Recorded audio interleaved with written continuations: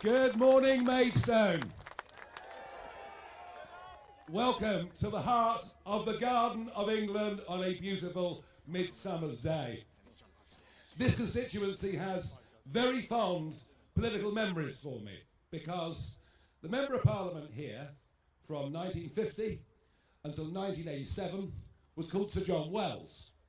And later on in life, Sir John came to see me. He'd been very pro the common market, very pro the EEC, and he came to see me late in life and said, I think I've made a terrible mistake and I want to correct it. And Sir John joined me as a member of UKIP. So that was one good start. But then, of course, from 1987, somebody else was the Member of Parliament for Maidstone, and she's quite well known, isn't she? Famous for Strictly Come Dancing, famous for being unafraid of pretty much anything or anybody, and actually, I think she's something of a national treasure. And isn't it great that Anne Widdecombe is so pro-Reform UK?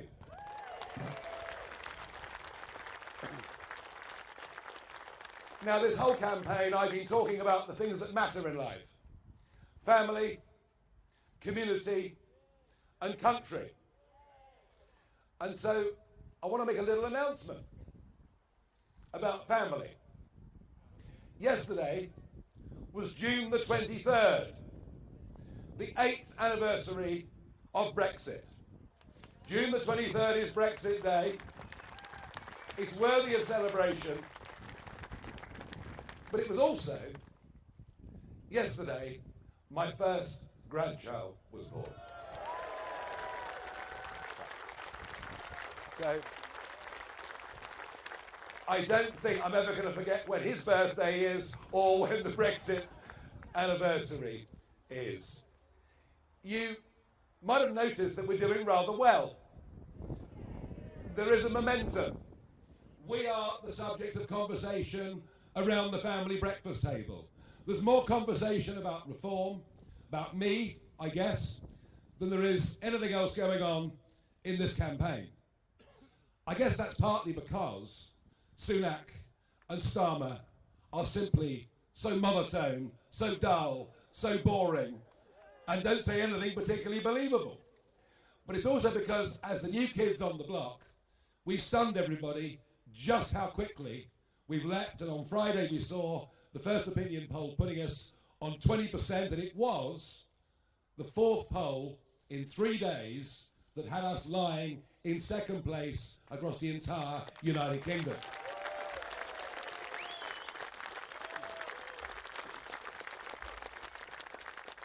Now, I remember back in 2014, when I led UKIP into the European elections, we were doing rather well. And suddenly, certain newspapers started to become pretty unpleasant. And it went on for week after week after week. And I got a letter in very spidery handwriting from a man who said, Dear Mr. Farage, not yet, Dear Mr. Farage, he said, I was in Bomber Command during World War II, and let me tell you, you only start taking heavy flak when you're getting near the target. I think you must be doing very well. And so it's been for the last few days. What appeared after the BBC interview with Nick Robinson. And by the way, I was alone. I was the only person in 2014 who said there will be a war in Ukraine. I can't take those words away, and nor would I want to. The fact that I was more far-sighted than the rest of our political leaders is not something that I'm going to apologise for. And yet this has been turned into Farage makes outrageous statement. Farage defends Putin. Well, I've done none of those things. I would never, ever defend Putin and think his behaviour in Ukraine and elsewhere has been reprehensible. But if we're going to think towards a peace at some time in the not too distant future, perhaps it might be helpful to understand what went wrong in the first place. Our leaders have no knowledge of history. Our leaders had no knowledge of Russian psychology. And none of this justifies what he's done. And who knows? He may have done it anyway. But we gave him to give his people a reason for doing so. And you think I'm on my own in thinking this? No, the Pope. The Pope in 2022, it's not often the Pope and I are on the same side of any debate particularly. I'm a bit more Henry VIII, you know. But the Pope made this point in 2022. George Kennan, who for years was Director of Policy in the US State Department, begged and urged the Clinton administration not to make the mistake of creeping ever eastwards. George Robertson, the former Secretary General of NATO, said a few months ago that the EU's accession agreement to Ukraine was a mistake that was used by Putin. But no, it's me. I'm the bad guy, and I'm all over the front page of the Daily Mail for daring to stand by what I said all those years ago.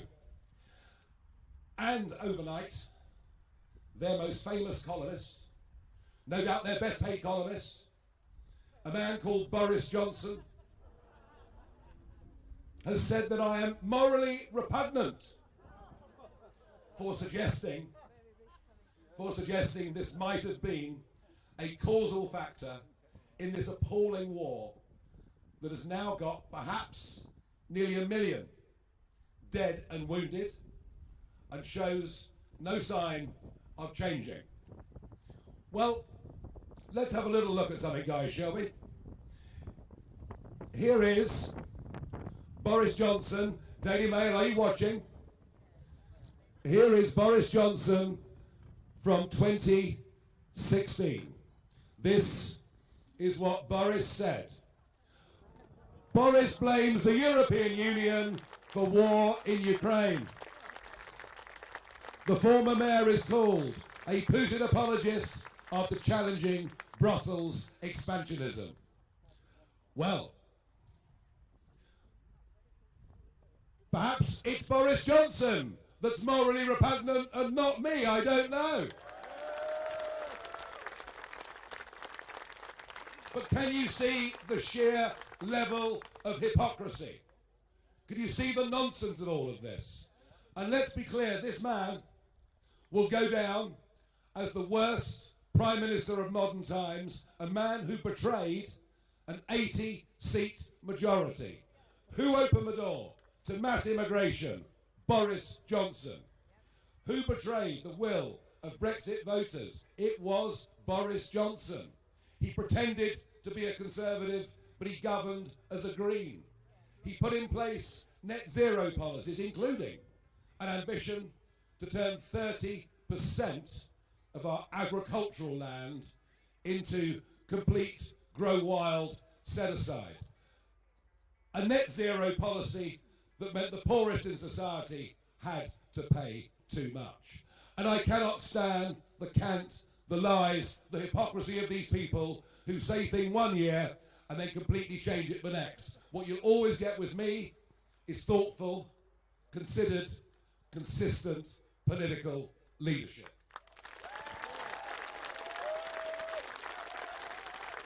But perhaps something very important comes out of this attempt to somehow stitch me up, which, by the way, is not going to work.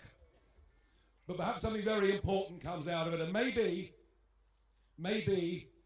these are the most important things I'll say in the entire general election campaign. There has been virtually no debate on defence whatsoever, other than a ludicrous, we're going to bring back national service, which would only apply to 30,000 young people who would join the military for a year.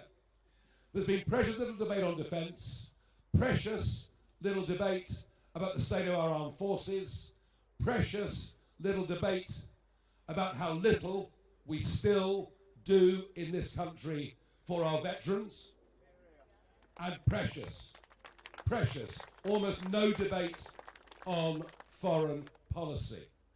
And I say these things this morning to you because I have no doubt that the world is in a more dangerous place right now than it's been at any point since the Cuban Missile Crisis over 60 years ago. A couple of years back, we would have thought war on a global scale was inconceivable. But we now all, don't we, harbour that doubt and that worry at the back of our minds. Since 2010, this Conservative government has relentlessly driven down the ability of our Army, our Air Force and our Navy. They have cut it back to the most stunning degree. We now have at 72,000 fewer soldiers than at any time since Queen Anne, and recruitment is going wrong.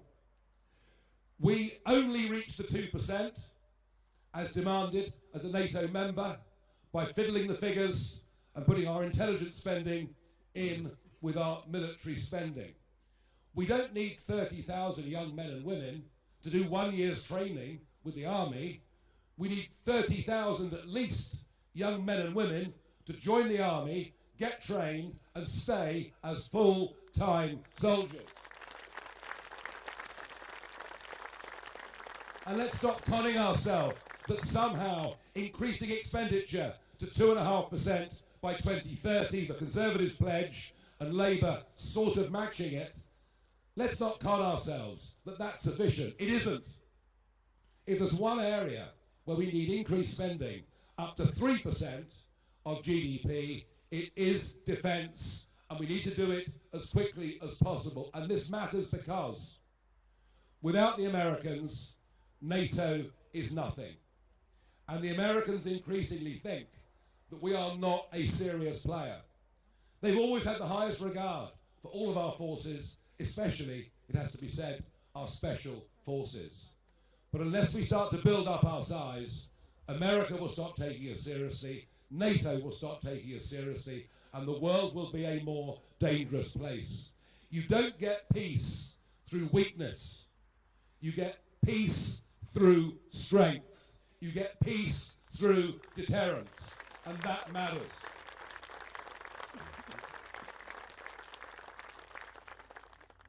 I hardly need to tell you the catastrophic failures we've seen under President Biden. The withdrawal from Afghanistan, the handing of it back over to the Taliban after 20 years was the sign of weakness that was seen by Putin.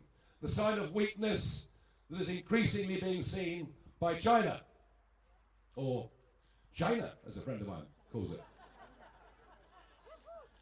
And of course it was the Abraham Accords, those incredible series of deals that were done between Israel and Arab states, something that happened towards the end of the last presidential term, something that Saudi Arabia was about to join, that has led directly to the attacks that we've seen on October the 7th and the awful things that are going on in the Middle East ever since. We have a war in Ukraine. We have a war in the Middle East, and who knows, potentially China will go for Taiwan. This is a very dangerous cocktail, and foreign policy matters. And I will not be lectured. I will not be lectured to by the Daily Mail, and I will not be lectured to by the Conservative Party, and least of all, I will not be lectured to by Sir Keir Starmer. Starmer, who chose to weigh in against me over the weekend. This is the same Starmer that backed Corbyn, a man that wanted us to leave NATO. So no thank you. This the same Starmer that wants to reopen the inquiries that go back 50 years against British soldiers in Northern Ireland. And this the Starmer, along with David Lammy, who wants us to join the European Defence Union.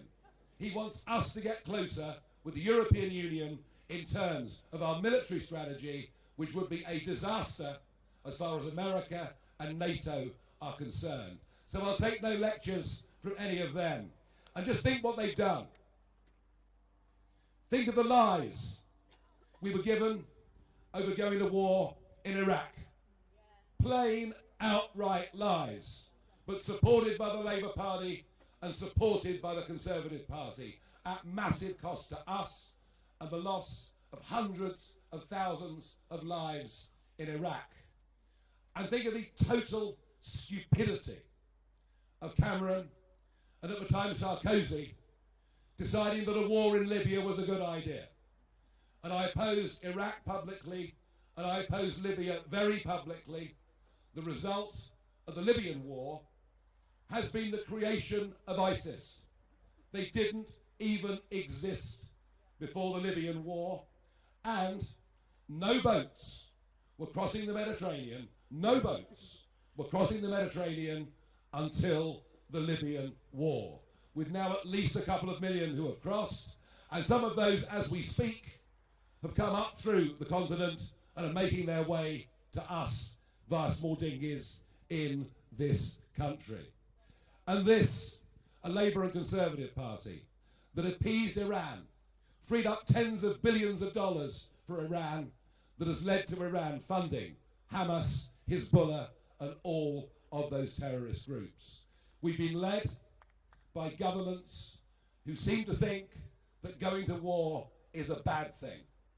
Well, my voice in Parliament and my voice in the country will be that we need stronger defences, a better union with NATO. But we only go to war as a very, very last extreme. I will campaign for peace wherever it is possible.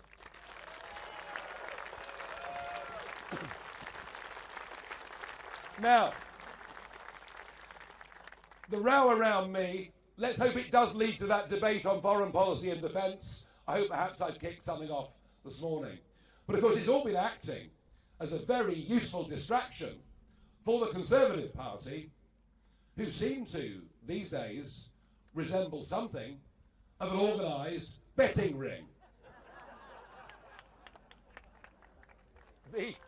The sheer level of greed and stupidity that leads people right at the heart of government, who know when the election's going to be called, to put on bets, is astonishing, but perhaps sums up the self-entitled view that this Conservative Party has after 14 years in government. There's been a fifth person named this morning, but I'll bet you that's the tip of the iceberg, because all we've seen is the Betfair data, because it's available online. I wonder how many people were running into betting shops with 100 quid, 200 quid, 500 quid. This scandal will get worse. But I hear that Rishi Sunak is on the verge of doing something very decisive about it. I understand this afternoon he'll announce that we're leaving the Gambling Commission.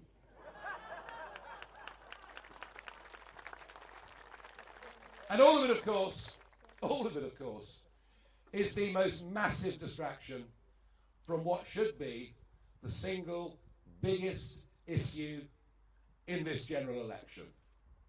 I scarcely need to tell you that the British population has risen by 10 million since Tony Blair came to power. 6 million of that since the Conservatives came to power. Blair opened the door to mass unskilled labour in a way we'd never even approached anything like in the entirety of our history. And all the Conservatives have done, despite Boris's promises, is to actually increase it. Net migration, which ran from the late 1940s until nearly the millennium at 30 to 40,000 a year, is now running at nearly 750,000 a year.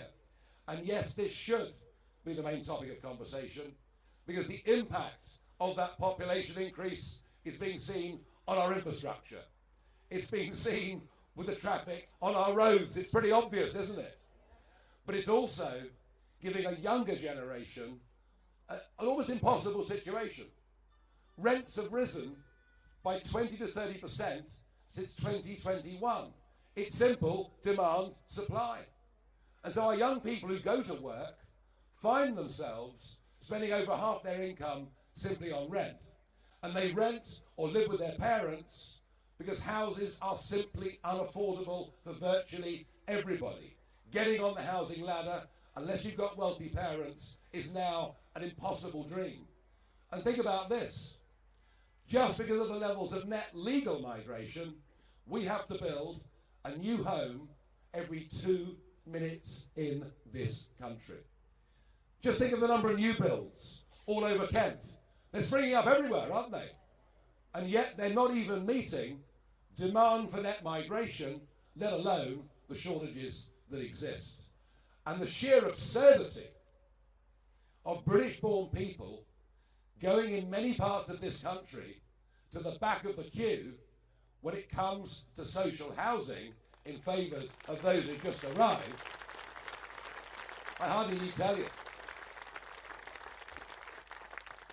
So we're perfectly clear. We want an immigration policy where people come and people go, of course. And there are certainly many, many, many good skilled people that come to Britain and give us a great benefit. But one of the problems of mass immigration on this scale hasn't just been the cost, hasn't just been the fact that it's making British people poorer, which it is, hasn't just been the impact on housing, but also the massive impact on the NHS. They tell us we can't survive without foreign doctors and nurses. And yet I've good evidence of the government paying NHS trusts £1,000 bonus a time to take on foreign nurses when British nurses that have just graduated haven't got jobs, and I've got some strong documentary evidence to back that up. I've had letters from people in Kent whose sons and daughters have achieved 3 A's at A-level but can't get into medical school because we've capped the numbers of people that go to medical school because we seem to be happier to import doctors and nurses, often from poor African countries where, frankly, they need the nurses and doctors even more than we do. And of course, you can't get a new GP appointment because there are simply too many people. And everywhere you look, you see 300 houses built on the side of this town, 500 on the side of that town. Does it come with a new GP surgery? Absolutely never. So these are the things we should be talking about, and we think a freeze on overall immigration numbers for the next few years would make sense, give us half a chance to catch up. And what's amazing are the number of dependents that come. 125,000 people have come as dependents of students. I can't work it out either. And even of those who've come on work permits, the same number again have come as dependents. So we must be clear, like most sensible countries in the world, no entitlement to any benefits until you've been here for 5 years, paid your taxes and obeyed our law. And none of this is about disliking anybody. The vast majority of those that come to our country are very, very good people and often very hard-working. We just cannot live with these numbers, and we've got to start putting the interests of our own people and our own country first. But the issue I've found going all over the country, the issue that inflames people, and very often people who come here legally as migrants, is what is happening as I speak in the English Channel. Remember, I went out 4 years ago, again and again into the Channel, to highlight what was going on, to say you might as well put a sign on the White Cliffs of Dover saying everyone welcome. We stopped deporting people, something we were doing under Tory and Labour governments for decades. We stopped doing it. We'd lost our nerve. We were too frightened of a human rights court in Strasbourg. After all, it took us 10 years to deport Abu Qatada. That's the extent to which we've lost the ability to control our own borders and to choose who should stay in our country. Well, I warned that huge numbers would come. I even said there might be an invasion. which of course is the rudest word you could possibly use in BBC land. But now 4,000 boats and 128,000 people later, it does look like it's been an invasion to me. And it's mostly young men. It's 91% men who are coming from countries that are known to have terrorism, coming from countries with gang culture, coming from war zones in which many of them have been directly engaged and brutalised. These are not refugees in any normal sense of the term. And all of this has happened under the Conservatives' watch, despite promise after promise from every Prime Minister and from every Home Secretary that they would deal with it. But of course they won't. Rishi called this election because he knew the planes were not going to Rwanda. He knew it. But he told us it's okay. We've detained people. They've all been rounded up. They're in detention, waiting to go. Well, do you know that every single one of those has now been released on bail and most have absconded? No planes were going to Rwanda. So we are clear. This country must leave the European Court of Human Rights and get back its sovereignty. We must make clear that we're a very generous country. We've given refugee status to 500,000 people since 2016 alone. We're generous. We're not mean-spirited or nasty, but we need to make clear that nobody that comes via this route will ever get refugee status, and to tell the French that having given them £500 million,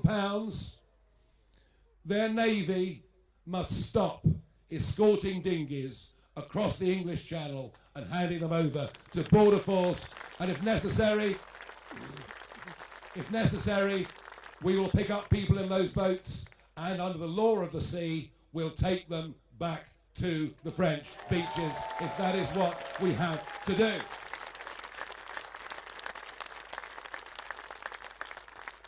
So wherever I go, and I'm going to be in Newton Abbot in Devon this evening, and we call these events with 24 hours notice and people come along, I sense we're doing very, very well.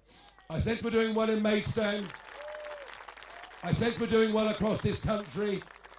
And if you take out London and Scotland, we're now comfortably ahead of the Conservatives in second place right across this country. People will realise when they sit down this Sunday for their breakfast, they'll realise it really is over, that Starmer is going to win this election. And so the question is, who will provide a voice of opposition? Will it be Rishi Sunak? No, because he'll be in California, won't he? Would it be a Conservative Party that is split down the middle and divided and spends more time fighting each other than fighting for the country? No chance. But what I can do is I can lead opposition, not just in Parliament, but out in the country. Michel Barnier has let the cat out of the bag overnight. He said that if Keir Starmer wants to get closer to European single market rules, the cost is we must reopen free movement. So let's think about this. 8 years on from Brexit, Starmer wants to join the European Defence Union. Starmer will have to sign up to free movement to get what he wants in his manifesto, us closer to the single market.